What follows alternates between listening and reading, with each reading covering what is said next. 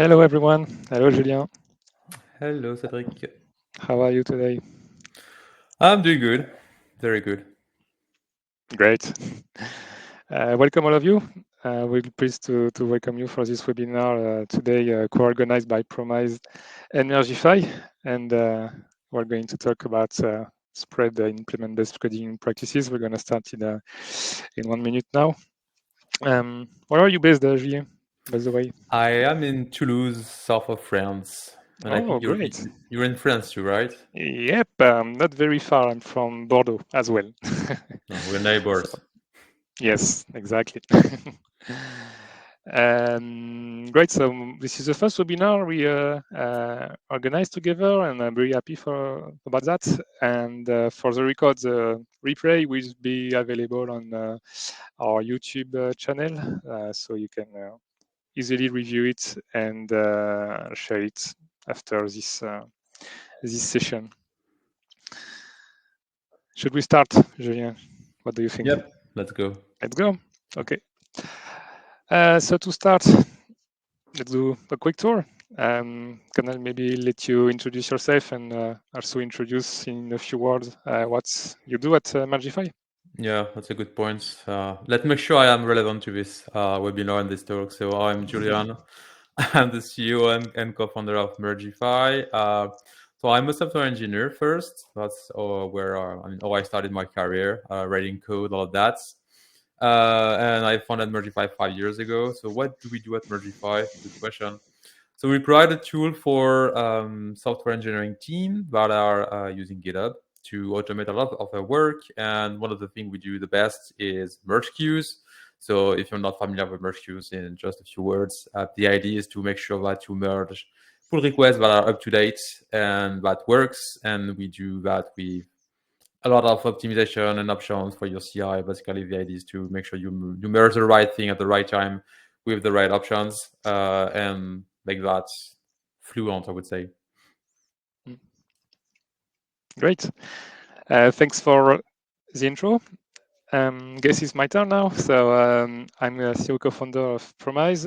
Promyze, we develop a collaborative platform for developers, technical leaders, and the purpose of Promyze is to help tech leaders to grow developer skills, to train and to coach developers on their best coding practices. So we're going to talk about how to implement and spread the best coding practices in this webinar.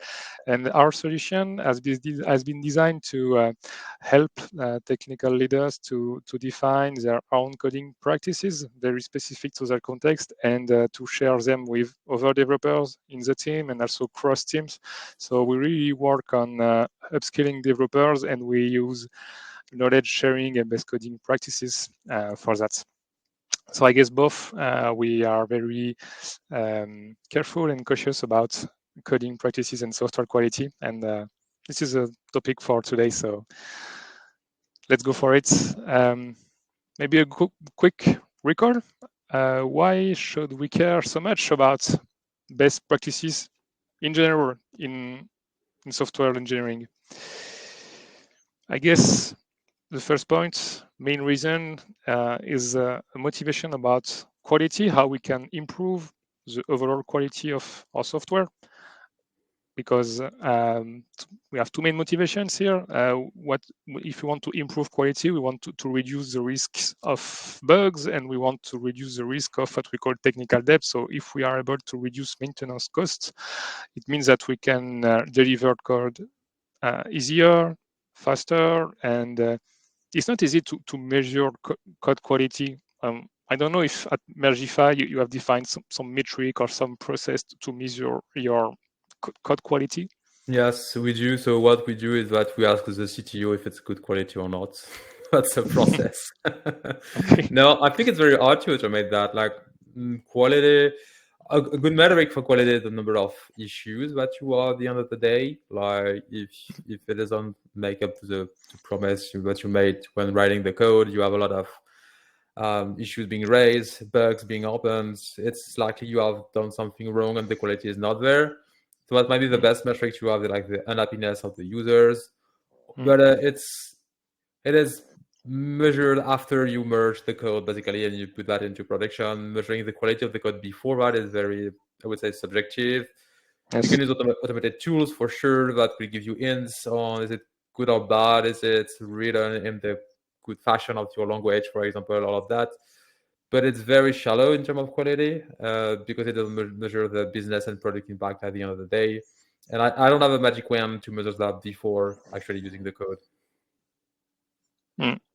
I, I completely agree with you, and I think it really depends on the developer's perspective and what we consider code quality. And sometimes, even in the same teams, people don't really agree about what is really quality in our context. But I guess you're right. The main idea is if users are happy, it means that we can deliver things regularly with no bugs, and usually it's a good sign about the quality of our software. Yeah. Second point, it's really related with what we just talked before. It's about the velocity because what we say is that if you have healthy code, a healthy code base that you can easily maintain and evolve, it means that you can go fast in your code to deliver more value. If you have a lot of technical debt, sometimes we can measure it with what we call the unexpected work, uh, which is just imagine you start your day, you have to implement a feature, and you think this task will cost for me 1 day of work, for instance, and you realize that you need two more days to rework the code and to fix some bugs, to do some refactoring, and so on. If you are in this situation and you spend a lot of time to do some fixes just to finish what you wanted to do initially, it means that you have an issue with your quality, and maybe you have issues with technical debt. And so that's the idea of quality and overall best practices. They are there to help us to deliver faster value to our customers mainly. And also what is cool, it brings some standardization. What I mean by that is in organization, and we talk about it later, but if you have an organization with hundreds of software engineers, it can be also helpful to have some common best practices across teams, across entities, because sometimes you have turnover, but not especially external turnover, but also internal turnover. Developers change teams to another teams and so on. And so if you have a kind of common base of practices, it's easier to onboard them. So some kind of standardization can also help us to deliver software faster, I guess. And one thing which is also important about velocity, it's called the Dora metrics. I don't know if you're familiar with them, Julien. A little bit, but I don't use them as heavily these Yes, days. this is something promoted by a study from the DevOps State and Research Group, something like that, the DORA. And they have published from this original study in 2017 the book Accelerate, which had kind of some which had some influence actually, because we see actually right now many companies that try to implement these DORA metrics. And just for the record, the four DORA metrics evaluate how much companies are able to how much they deploy their software, how much they introduce defects in their software, how long can take the full process from the code to the production. And the fourth one is about how we can recover from deployment, can we recover from a failed deployment. And they categorize organization with these four columns. And so as you can see, organization in the elite column deliver code faster, they go in production several times a day, they introduce few bugs in their deployments, and so on. And what we see currently with at Promyze, we talk with many different kind of company, and they try to improve these metrics because it guarantees some kind of quality and velocity. So if It makes you heard, sense. yeah, it makes sense as Yeah. well. And I like what you said on the standardization thing. I think it reminds me of the Steve Jobs history where a story, sorry, or where you actually were always the same thing, and always dress black and all of that. Because I think standardization is a great point for velocity, where you actually don't have to think about how to do things. You can just pick one thing that is standardized in your company or in your team and say this is the way to do it, and you'll have to think about it every day or every week when you have to do something, because it's just standard and it's just there for you to use, which is great value because you don't have to spend time trying to reinvent the wheel, basically. So that's pretty great. Exactly. Great. So let's move on. Next point is about collaboration. But one thing which is very important, and we are going to repeat it probably again during this webinar, is that some best practices that you are going to follow in your company, you should decide them collectively. It's important that you have a group of technical leaders, even developers, who are involved in the process of deciding, okay, how we are going to produce code in our context.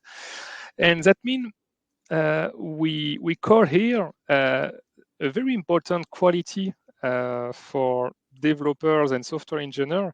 It's communication and all the soft skills that are necessary to reach consensus, to have some arguments, some debates, some discussions. I don't know if your developers sometimes have some debates, intense debates about coding guideline or any kind of best Every practice. week, basically. But Yeah, and sometimes you have to reach some trade-off, even if it's not your favorite position or your favorite best practice.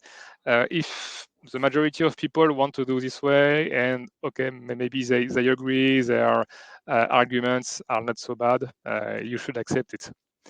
And sometimes it's not very easy for some for some developers. no, yeah, I think it's not because sometimes there is no like perfect solution and you have to make trade-off. And sometimes Yes. engineer they suck at doing trade-off. So you are, especially junior engineer, and I've been there, like you don't really understand that you have to do trade-off. You want to do the perfect thing where it's not always possible or worth it, like for business, from the business point of view. So you have to do all of that. But and I think what you're saying on communication is key, because sometimes you can have this kind of discussion you were mentioning where everybody talks, everybody give arguments, everybody is trying to state their opinion, their point of view, and but sometimes it doesn't work that way. Like I'm seeing teams, for example, in our customers where they have to deploy Mergify, they have to put a merge queue to improve the whole thing, but like the developer do not care. That's not their job. They have a developer efficiency team that takes care of all of that, and they are the one taking the decision for the greater good, basically trying to improve the whole situation. But like they're not going to have a consulting with the developer, so you have to be very good at teaching people and communication, which we don't. This is why we are doing that, this is why we are going this direction, this is why we are making this trade-off, etc. It's very important, and it's key to have your best practice respected and not people trying to play a game where they want to just get rid of that and just I'm just going to do it my way, even if it's not the best practice, because nobody explained to me why we should do it that way. Exactly. Yeah. Totally agree. I think people hate that someone tells them you should do this way and do not explain why. You must convince people why it's a good way, and I think it's very important, as you say. Otherwise, you create some friction. And also setting some best practices. It's also important during the onboarding process. Why? Because if someone joins your team, how many developers do you have in Mergify right now? We have 7 developers in the team right Yeah. now. Okay. Okay. And currently we have 5 guys at Promyze. So even sometimes when we had to hire to onboard new developers, one of the first things they want to know is, okay, how should I write source code in your context? What are your coding practice, your testing practice, your DevOps practice, and so on? And it's important to have them. And usually, during or the discussions you have before the hiring, when you try to negotiate with the guy to come in your team, they ask you about some best practice you have in your context. I don't know how it was in your previous interviews and so on, but when we had to recruit previous developers, we spent a lot of time explaining how we code, how we test our software, what are our best practice, do we follow some specific architecture principle and so on, because that's something people really care about. They want to join a team, but they also want to join a code base, and they want to join a team with a philosophy of developing.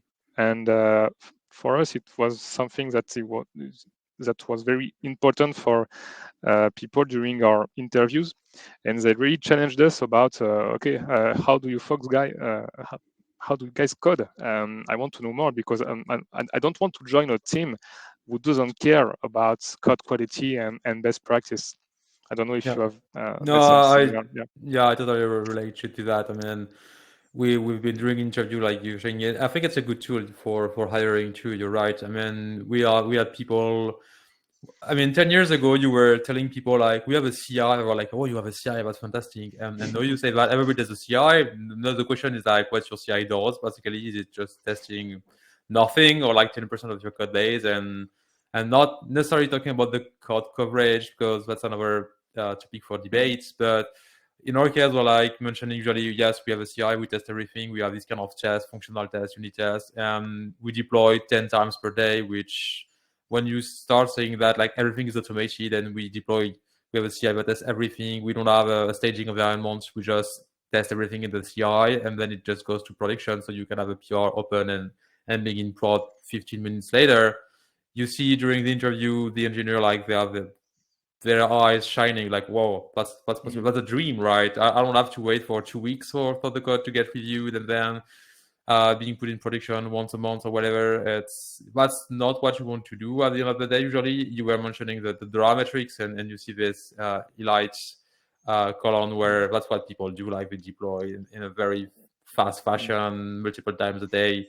So if you're able to go that road, I think that the end goal is to be that agile in terms of process, best practices. It's way easier to hire people and engineer than stating that, well, you have to test manually on your laptop and then, name that is broken out of the day. And then you have a QA department that's going to click everywhere to say if it works or not. And every 6 months we'll do a release. It's not that interesting for engineers nowadays. Yeah, completely. I do agree. So that's why it's important also for, I would say, people outside the team. Sometimes it's important to give value to your company. We see many companies that produce some blog posts, which tell about their engineering process, and somehow it makes the brand and the company shine. For instance, recently I read 5 blog posts. It was written by Thomas Pierrin from Agicap, and when you read this and you say, oh, it looks very nice to work there, and today, as it's very difficult to recruit developers and engineers, it's also a way to how to say, to be different from all other tech companies. So don't underestimate that, and remember that it takes a lot of time to get developers fully productive. It can take up to 6 months. Of course, it depends on the context, but if you have already some standards, some best practices which are clearly defined, and on which developers can learn and upskill easily and fast, it will be much more better for everyone.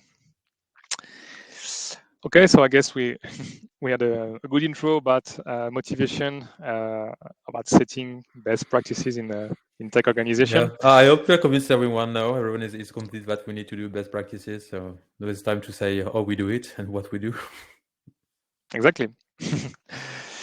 um, as an intro, I would say, remember that there exist a lot of best practices in software engineering. So if you read many books, you will have plenty of ideas and these ideas, you want to implement them in your context. You have maybe this effect sometimes if you have some developers who are going into a tech conference, they come back and they want to implement every best practice, every coding framework they saw during the past 2 days. This is what we call the conference-driven development.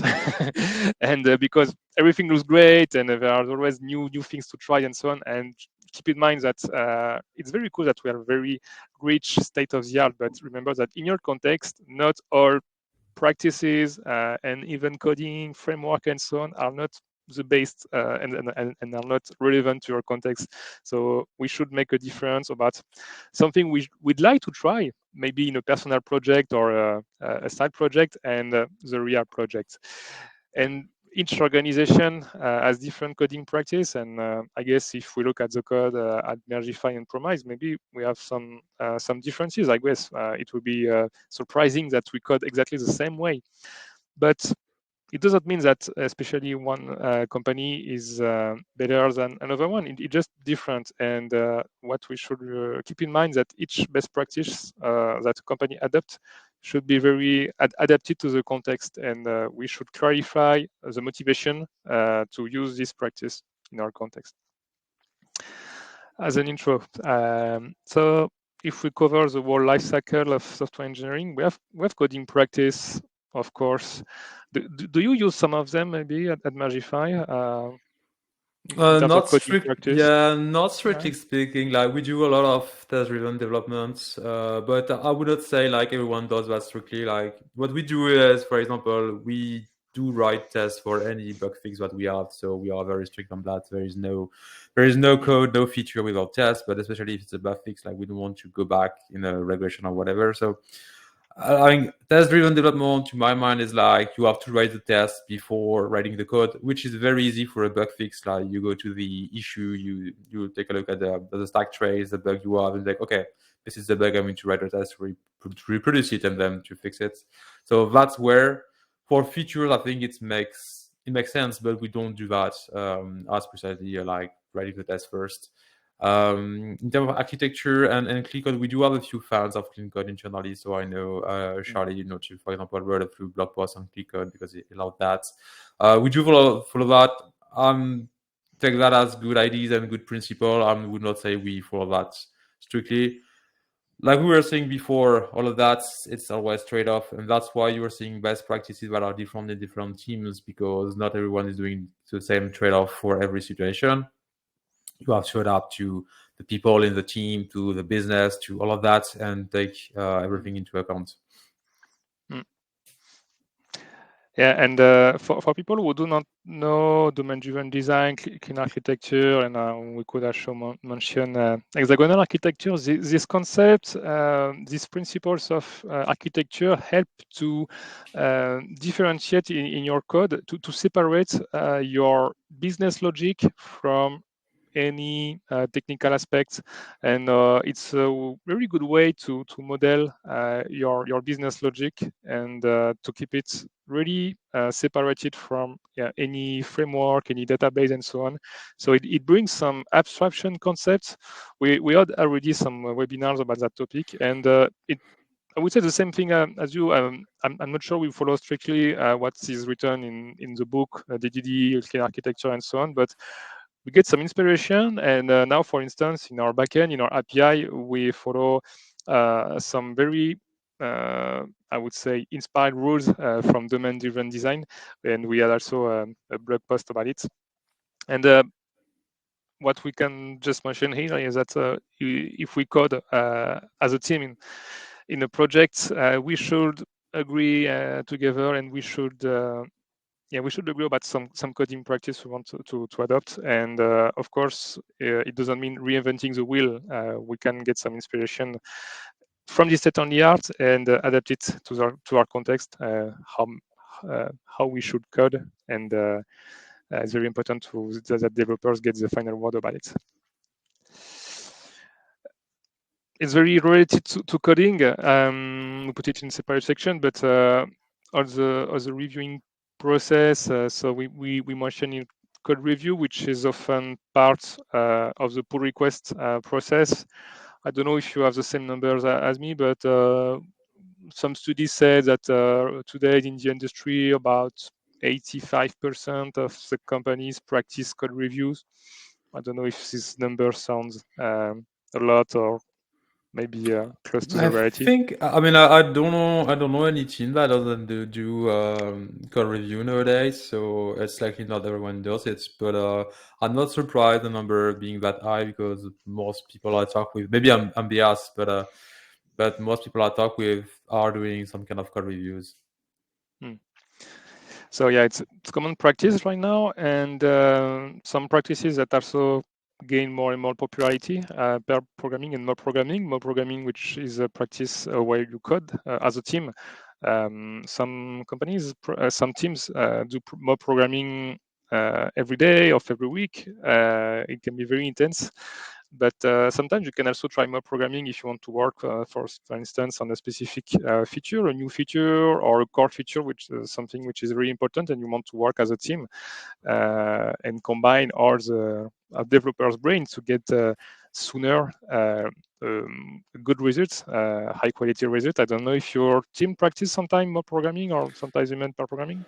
No, pair programming, sometimes I Yeah. saw that happen a few times. No about programming per se, but yeah, there are people sometimes working together. So we're trying to bring this concept a lot, even for working on features, trying to not having only one engineer working on something, but having like two teams and two people in a team, in a small squad or whatever we name that Diad because we like the name of two people having working on a feature together. Mm, The goal is well to have two brains on something basically, which is quite important for us because there's less likely to be mistake done, and also because um, it's like code reviews, and I like code reviews for that. It's a lot about transferring knowledge between the member of the team. If you have mm, somebody like I've seen that like maybe 10 or 15 years ago, people are writing their own feature, their own code in their own corner and pushing that into production. I mean, at the very beginning of Git and all of that, mm, and no reviews, nothing. Maybe it works, maybe it doesn't work, but you do that every day, and after a few weeks, nobody knows what's going on in the code. Nobody knows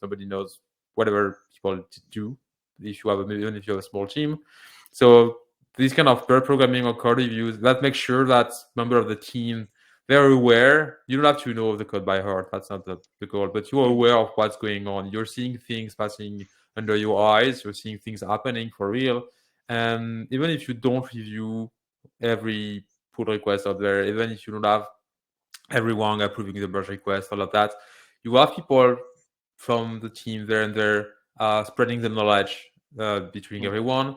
And that is very important. So everyone is aware at least that things exist in the code base, that there are things doing that, or this kind of area is covered, even if you don't know everything. Mm. Yeah, totally do agree. And as you said, sometimes it's not really relevant to review all pull requests because it can be also frustrating for people that submit a small pull request with few modification. If we need to wait at some time in the team, at some time to review the code, this kind of asynchronous process can also create some bottlenecks and we should review stuff that really have sense and which really matter to review. Otherwise, sometimes it doesn't bring any value. And Yeah, which is way and some companies sometimes have a very rigorous process with 2 or 3 reviewers. yeah. But if it's a trivial change, do you really want to take times from 3 people just to review this minor modification? It really doesn't make sense. If it's on a core aspect or on security concept, maybe it makes sense. And we need to find a trade-off with it. Yeah, exactly. I mean, you use the word trade-off. It's my new favorite words because everything is trade-off, right? And that's one of the things we provide actually with Mergify is the ability to have this kind of fine-grained review where you can, for example, internally we use that where when we have dependency updates created by Dependabot, for example, on GitHub, we don't spend time approving that. There is no value for me or any engineer saying, okay, sure, update the library. Like we have to update it. The only value is provided by the CI that is going to state this works or this does not work. And if it works and the Dependabot created the PR, then you can merge it automatically. And that we use Mm, Mergify to do that. And just confirm there is no time being spent by engineers trying to address if the 1.1 is better than 1.2. Like it's not the goal, right? To try to spend your time on. And you were mentioning about like having 3 people, 2 people reviewing. I think it's you have to be fair in that. For example, internally, we used to only have one reviewer because the team was very small. Now the team is larger, so we went to 2 reviewers, which I think is way enough to spot any mistakes or any kind of huge problem. But I'm talking about the no privileges in the slide there. I've seen team where people will merge code without doing any reviews. Like basically the idea was like you are the CTO and you can merge any code without any review because you're the best, right? On the paper. And I think it's worse. Like I want to say that don't do that because there are like 2 very wrong messages being passed there, which is like there's one guy that does not need a review because he's the best, which is totally wrong. Like everybody does mistake, and you're something the idea like 2 classes of engineers in the team, which is very weird to state. So you have to apply the same rule to everyone because code is written by humans, even if it's even except if it's dependable or any kind of bot, then you can just say it does not do any mistake because it's a bot. But that's it. You have to put the same rule for everyone at least. Yep, I totally agree. Yeah. So yeah, we encourage, of course, this process for all the motivation we just mentioned. Yeah. Testing, of course, which is very important. So test-driven development is not a testing methodology. Remember, it's a coding methodology. For testing, we have many ways, of course, and many levels of abstraction of testing and many levels of granularity. You have integration test, you have end-to-end testing if you want to test functional scenarios and so on. And you can also go further about mutation testing, property-based testing. I don't know if you heard about mutation testing, for instance, Julien? Yeah, we don't Yeah, use you know. it yet, Yep. but yeah, I heard about it. It's pretty Yeah, great. it's very interesting. For people who do not know, the idea is to introduce some meta in your code. I don't know how to say it, so sorry. But the idea is to test the solidity of your unit test, and so it checks actually the value of your unit test and how reliable they are. And it's very interesting. You have many frameworks in many different language.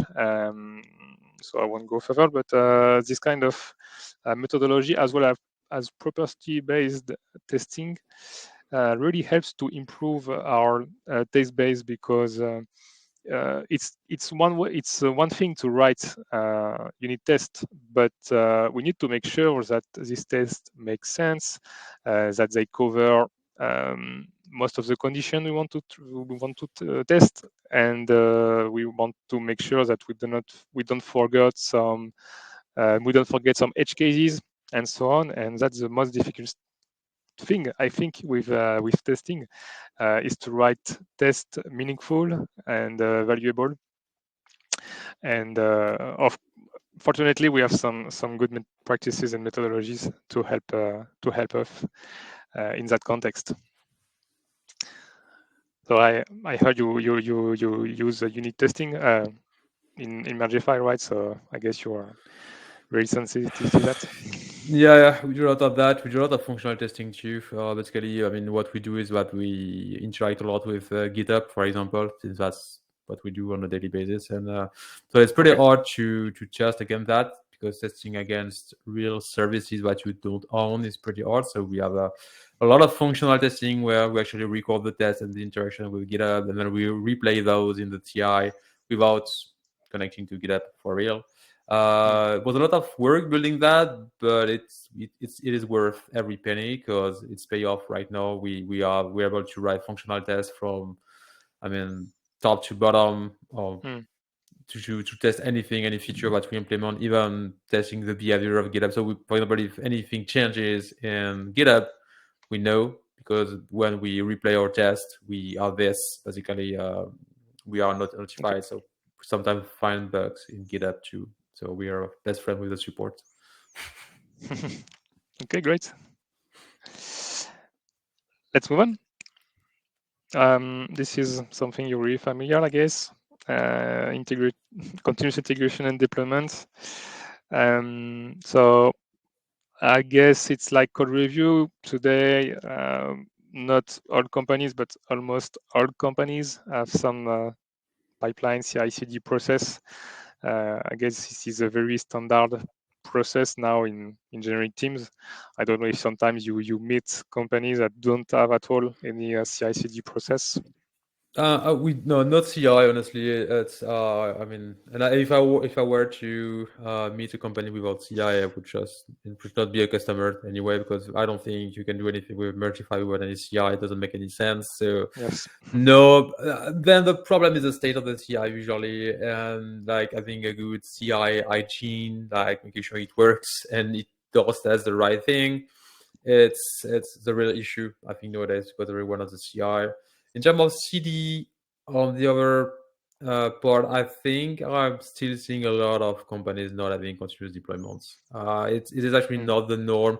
It is the norm for our customers because I mean what we provide is automation, so they already automated the testing, the deployment, and the next step is like how do you automate the merge, the rebase, all of that stuff. So we are the next step, but I'm still seeing companies where they don't have any CD, and that's where basically in our case we don't make much sense because automating merges where you don't deploy after, it's kind of weird. Like you can do that, mm, but it's kind of weird. But people are still not that confident sometimes that they can deploy.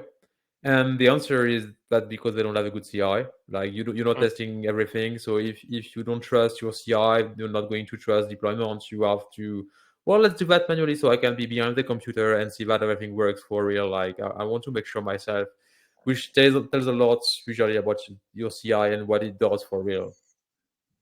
mm. Exactly. I totally agree with that. If we talk about definition, continuous integration, I think the original definition from Martin Fowler is about to say we are going to test any increment of the software to check for any regression. So or is a compilation, build, unit testing. You want to have a short feedback loop to identify whether or not the change you just made in the code introduced some regression.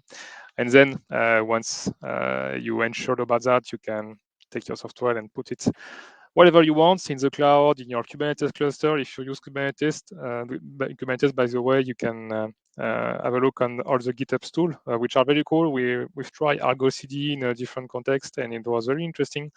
Yeah, I don't know if you use GitHub for I don't know, for the production or any kind of this kind of cloud provider. If we go into Yeah, the technical detail. well, yeah, basically we use GitHub Actions internally to run off all our CI and even CD, and we deploy everything on Heroku. So it's Mm, more a matter of like building the right Docker images and pushing them to production. yeah. But it's yeah, fully automated based on GitHub Actions mostly. Okay, great. Last part, I think about best practices. If we talk about our Git branching architecture, there are also some best practice, and it's interesting because 10 years ago, something like that, there was a huge trend about the Git flow, which was a Yeah. kind of standard, and now I see more the trunk based as a standard. What's your opinion about that? Well, I spent quite some time even doing like consulting back in the day, like 10 years ago on Gitflow, and it's like the worst. It's a very bad flow. I don't understand why people use that, but and I'm seeing less and less people using Gitflow. But I think it's like too much complicated for what it does. We use trunk-based development, and I'm always being using trunk-based development. That's what makes sense to me. Is like you merge everything to trunk as soon as possible to avoid having a ton of feature branches or things laying around, because that's terrible. It reminds me of the back of the day when using Subversion and trying to merge things, which also was always a recipe for disaster. So no, I mean, Gitflow is not that trending. Trunk-based development makes sense. There are a lot of documentation on that, and I think it's no in the best practice playbook. There are people using still multiple branches like prod, staging, main, whatever. Mm, I think it's confusing. But if it's standardized and there's a lot of tooling around that to do it, it can work. Like I've seen teams building that with a lot of custom tooling and a life cycle of pull requests on branches. I think it's complicated, but depending on what you're trying to achieve, it might make sense. As long as, again, you do that in a standard way and the tooling is pretty clear and works well, it is supported by a team, maybe like a developer efficiency team, people like that. It's if you do CI/CD like continuous deployment, I think all of that automated can make sense to have something more complicated than truck-based development. And I mentioned backports too. There are people not always like we talk a lot about CI/CD in the sense like we are building SaaS software. I mean, we're both doing that, but there are people out there still building software that is not SaaS. And that is, for example, open source projects do that a lot. They're not SaaS, they're like libraries or things like that. And maybe you are building internal libraries and you have a whole different life cycle where you're going to have branches with stable releases that you are going to maintain, etc. So one of the things that is very important is to have a whole policy of how you maintain your branches, or you do your stable releases, or you do backports. So backports, if you're not familiar with it, is the idea that you have a bug, for example, and you know that this bug is present in 5 versions of your library, like version 1 and 2 and 3. You are version 4 on the main branch, so you want to fix the problem of the main branch, but also backports. So copy this fix to the branch 4, 3, 2, and 1, and maybe do another release like 1.1 on 2.1, etc. So that's a lot of work. That's something you want to automate. Usually, that's one of the things we do provide, by the way, at Mergify, the ability to automate all of that. And it's based also on your branch model that you have to define in advance. There is no silver bullet of that, but there's a lot of best practices out there on like look at the open source project, or they do that, or they mention the code from the main branch to other branches, and there's a lot of inspiration to take from, I think. Yeah, I guess. And we also work with trunk-based previously. We work with Git flow, and sometimes people spend 3 weeks on a specific branch. And when we wanted to merge, it was awful because we didn't have merge queue, of course. But we didn't really like the idea to be so much isolated in a branch. And yeah, a trunk-based bring more value to us. But I guess it depends also on the team. Okay, let's move on. How we can now identify and spread these best practices, because we gave an overview about which kind of best practices. Of course, there are even more engineering practices we could mention, but it was just a quick tour. If we go deeper now on specific parts of this best practice universe, there is something which is important about how we can spread best coding practices and best practices in general. And this is something you mentioned earlier, Julien. It's about in an organization, you should have engineering leaders, tech leaders who need to know how to communicate about these practices, who should be able to explain why they are important, why we should follow them in our projects, and not necessarily convince everyone, but just explain properly why we should do this way and maybe not this way, because there are sometimes many ways to do the same thing, to achieve the same thing. But engineering leaders and tech leaders in an organization, they should agree together, they should align, and they should spread the word in their respective team. Of course, developers, anyone should have their word to say in some, I don't know, some communities of practice or in internal meetups and so on. Every developer should suggest a new way of doing things, for instance. But it's very important that technical leaders convince people and explain their technical choices. And I think it's related to what you said at the beginning of this webinar, Julien. Yeah.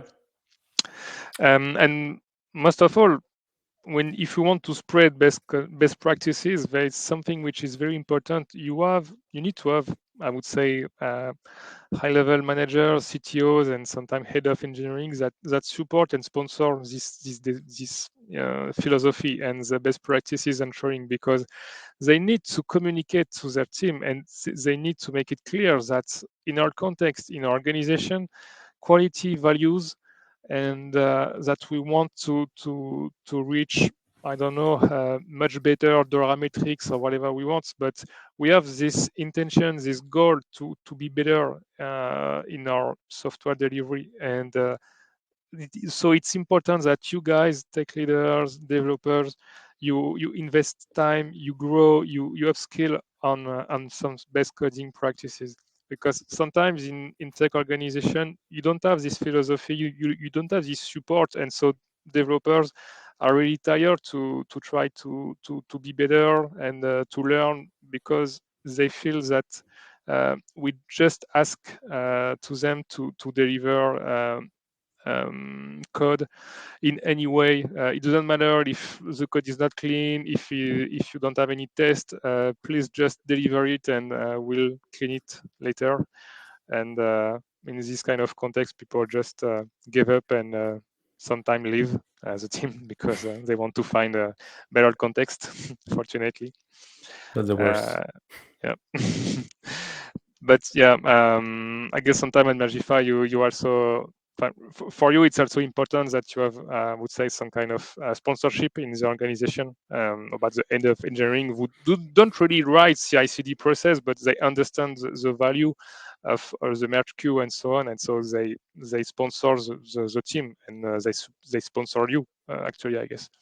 Yeah, yeah, yeah, and we have to be. I mean, internally it's pretty easy, and if it's with our customers, we do spend time, and I actually did that today, like explaining that you have to be sure that you communicate all of that, because if you bring that on the table from one day to the next, you change the whole merging process, all of that, it's just going to backfire for you because they won't Mm. understand if you don't spend time explaining. So yes, it's best practice to deploy a merge queue to improve all of your merge workflow, but necessarily people don't know. I mean, if you go back 10 years ago and you were adding a CI, people were same thing, like you add a CI to a team that has no test, nothing, you just press a button to merge, and now you're saying, we're going to test things, and if it doesn't work, we don't merge. Like, we're just going to Mm. hate you, right? So, I mean, nowadays it's normal, but like 10 years ago, it was not normal at all. People were like, it sucks. I can't merge anymore because the test doesn't pass. And it's not even my test, right? So I want to merge anyway. Exactly. So yeah, if you want to set up some best practices, don't do it on your own. Just communicate with everyone who is involved, and try to convince and spread the word, which is very the most important part. If we're going to, in terms of tooling, there are many ways of spreading best practices. Of course, it depends on of the context, because if you want to grow people's skills about domain-driven design or automation testing or CI/CD process and so on, you will use different kind of tools. But sometimes there are some generic tools like wikis that we can use to to write some documentation about best practices, and can be in terms of coding practice, testing practice, and so on. But what we see, they have limitations, these tools. Why? Because if you write some documentation in tools like Notion, for instance, you have this situation, this challenge to make sure that this knowledge will be available for every engineers for of the company. And we met at Promyze many tech leaders who said, I have some problems with my documentation. People don't go read it. They always ask questions to me, and this documentation is often outdated because people write it once and then they change some coding style practice and don't go back to the Notion to modify and edit the documentation.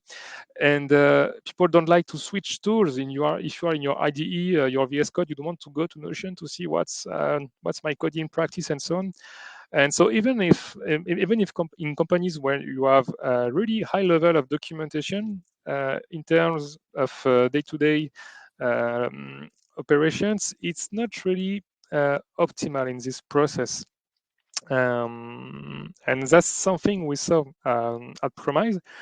And so what kind of we propose actually at Promyze an alternative for that. So Promyze is really designed, as we said, to to share, to define some best coding practices, to share these practices across teams within engineering organization. And we are really integrating into dev tools. And something which is really interesting is we offer developers a feedback in real time to help them to follow the coding practices they should follow in their context. I'm just going to show you in 1 minute how it looks like. Just imagine I'm developer in my team, I'm tech leader, and I'm working in this Java code. I don't know if you work in Java, maybe, Julien, a little bit. No, I don't, No? unfortunately. Yeah? We do Python. Okay. Imagine in this context, I'm in this code, and this auto-while annotation bothers me because we shouldn't use this string annotation in this context for dependency injection. We should better do something like this, which is more convenient because it's easier to test. We don't depend on framework, and it's easier, yeah, to test, as I said. And so the idea in such context, I would just comment for make it more easy. Instead of just rewriting this source code and make it compliant to a coding practice that, according to me, we should follow in the source code, I can easily share an example of bad practice in my context. So I would just say, for instance, with the Promyze plugin for IntelliJ in my context here, I would say, hey guys, I think we shouldn't follow the auto wired annotation, and we should use just plain constructor. Okay, so I can submit easily to my team some coding practice, and thanks to that, I can say whether it's a positive or negative example. I can put, yes, some categories about that, and in my case, it's more a negative example, as I just said. I will just fix the code, and one config also with the plugin Promyze is I can send the state of the code as a correction from the previous practice I mentioned. And so we have this process of asynchronous contribution. We can do it in IDEs. We can also do it in code reviews. For instance, I can also flag best practice during my pull request, and I can easily use the Promyze plugin to push new best practices, from my pull request page. And the idea with Promyze is to have some regular meetings. It's what we called practice review. And the idea is to gather a team of developers every week, every 2 weeks, for instance. And what you will do is to discuss each contribution of coding practice. And in my case, I will present to my team why I think we shouldn't follow the auto-wired annotation, and maybe we should use a more convenient way, which is, according to me, the plain constructor. This is not just an example. We can address any kind of coding practice, talk about security, architecture, and so on. But the idea is to decide collectively. This is something we mentioned earlier. So if we reach a consensus and say, okay, we all agree now to do like this, we can validate a new coding practice for our team. And I can also set a feedback loop. So we can use some mechanisms like regular expression, for instance, saying, hey, now every time someone will write code in his IDE using the auto-wired annotation, you will get a Promyze notification. So yeah, just come back just to show you. And if it works, if I'm lucky, yeah, I'm lucky, I will have the Promyze notification saying, hey guys, you should not follow this auto-wired annotation. And yeah, so the main idea of Promyze, this is just a way. Maybe you can do it differently, of course, but it's just an example of tool we can use to continuously build and feed a knowledge base of coding practice. Yeah, it's really dedicated to this. If we now go more in the workflow CI/CD process, Julien. Yeah, I think it's kind of the same idea. The idea is to be able to translate your best practice in technical rules, something that it can be automated. And I think that's the same thing you do with coding in your case, where you try to address automatically the code reviews before they're going into GitLab or GitHub or whatever, and people can know in advance what they have to do. In our case, it's also about acknowledging that you need to do all of that, and having a CI that tests everything, making sure that it actually does what it says.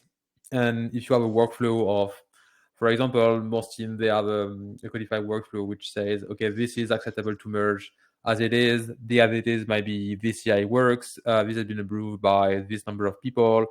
This has this label. This touches those files. All these kind of rules that you can document somewhere about your policy of merging code, for example, while writing that in a configuration file where you can actually just use that to deploy your best practices right into your repo and automate everything is probably something that is worth it to save time and save your engineering time, particularly. Mm.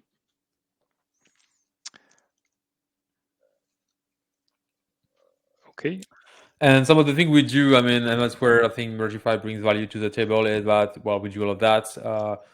I was mentioning being able to use a merge queue, so that's where you're going to have your pull request automatically rebased to the latest version of your code. So you don't want to merge a PR that has been tested by the CI 2 weeks ago, which is what GitHub does by default. It runs the CI, and then if things move into the main branch during 2 weeks, then if you go back to the PR and there is no file conflict, well, you can just merge it even if the CI doesn't pass anymore. Backporting, that's something we automate also. So if you have a policy where you know that this kind of PR needs to be backported, typically it's bug fixes to other branches, you can codify all of that and having Mergify doing it automatically. Same thing for like deleting branches when they're not used anymore, depending on your criteria. Notifying developer of things. So basically, if you see people doing the wrong thing, like touching the wrong file, like having a PR that touches a auto-generated file, having a PR that does a SQL migration, but they forget about adding a file or something, you can write all of these rules also in Mergify and make sure it's automated, and the bot is going to post a comment, for example, and state, okay, you did that, you forgot to do this, and guide the developer and make sure that same thing, your best practices are implemented into your workflow and you don't miss anything, and it's not painful for developers to follow them. Okay, great. It's time for a demo, maybe? Yeah, let me show you. I'm going to log into the dashboard and show you. So I'm going to show you quickly what a merge queue does, because I know most people might be curious about what it does and how it works. And it's pretty simple. Let me share my screen.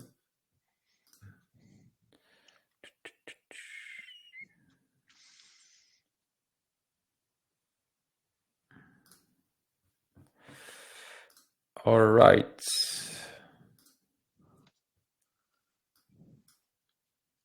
Yep, it's good. Okay, let me switch to this tab instead.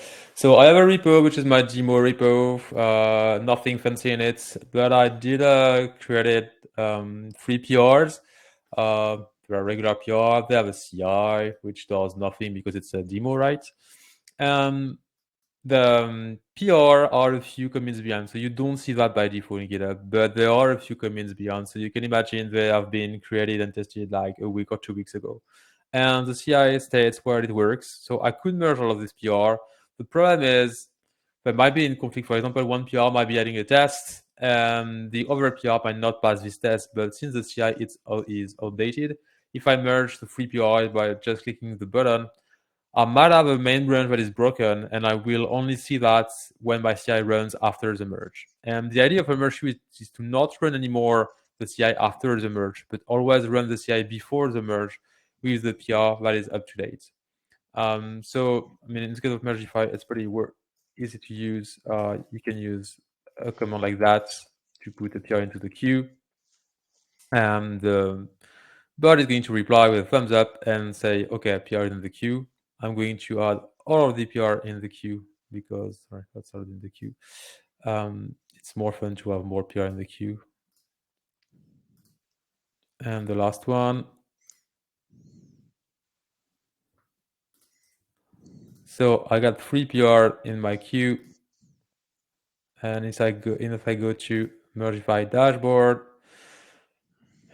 here it goes. I have my 3 PR in the queue. The first one is being tested. So what does it mean? If I go to the first PR, which is 888 here, sorry, what you see is what Mergify did is it actually updated the PR by merging the main branch into the PR itself, which retriggered the CI. It's running there. So my CI is now testing not the PR from 1 week ago, but the PR right now with the main branch merged into it. And if it works, and it did work, then Mergify is going to merge the PR and move on to the next PR into the queue. So the idea is to stop merging your PR one by one or all together and then cross your fingers, but make sure that you are testing the reality of what you're going to deploy before you actually merge and deploy things. So my first PR is being merged. If I go to that dashboard there, we'll see it's merged in the queue. And as soon as the first one is merged, you'll see the second one also being updated with the main branch, and which now contains the PR 888 in it. So it's been merged. I'm going to go back to GitHub and see that. They refresh. This is merged. And if we go to the second PR, it's not just been updated and say has been triggered. So if you use a merge queue, you solve that problem of merging basically random things that might work or might not work, and you're sure before you merge that it works for real and you can deploy that safely. That's cool. Thank you, Julien, for the demo. So I guess with Promyze and Mergify, you got two examples of how we can, I would say, implement and also spread some best practices in software engineering.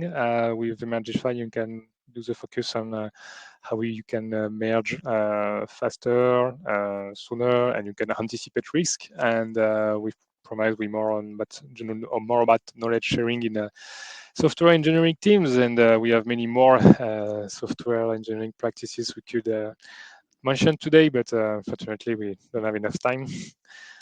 And I guess it's we made all the points we wanted to share with you today. We have still a few seconds for question answers. Yeah, and I want to thank Aaron, which said in the chat that he used Gitflow for a while and it was a pain. So thanks for backing us. We're not saying random things. Yeah, it's a pain. We do agree, Aaron. Okay, guys, you have some comments to add in the chat, maybe?